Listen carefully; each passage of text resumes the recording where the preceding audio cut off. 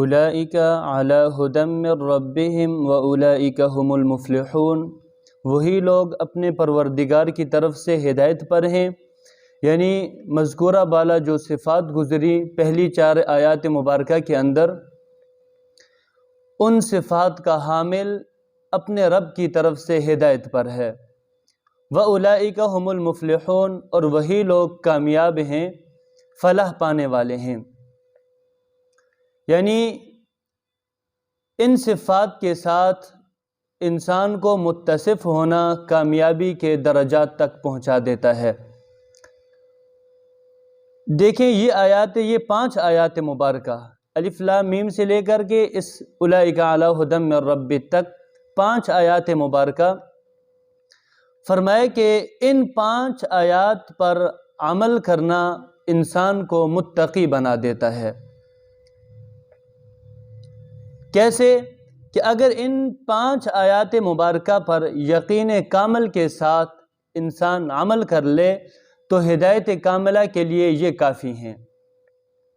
اللہ رب العزت نے واضح فرما دیا کہ ان آیات پر عمل بندے کو متقین کے زمرے میں شامل کر دیتا ہے۔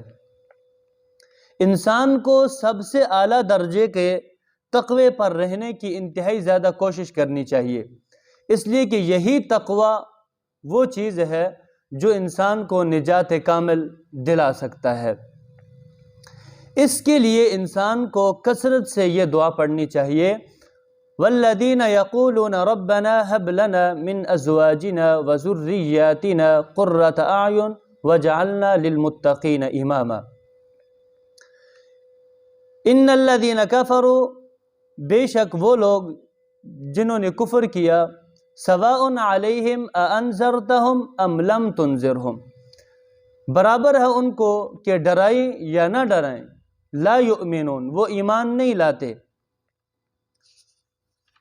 ختم اللہ علی قلوبہم وعلی سمعہم، مہر لگا دی ہے اللہ تعالیٰ نے ان کے دلوں پر اور ان کے کانوں پر، وعلی ابصارہم غشاوہ، اور ان کی آنکھوں پر پردہ پڑا ہوا ہے، اس لیے کہ ان کی آنکھوں پر ایسا پردہ ہے کہ وہ حق کے کھلے ہوئے اور روشن دلائل کو دیکھ نہیں سکتے۔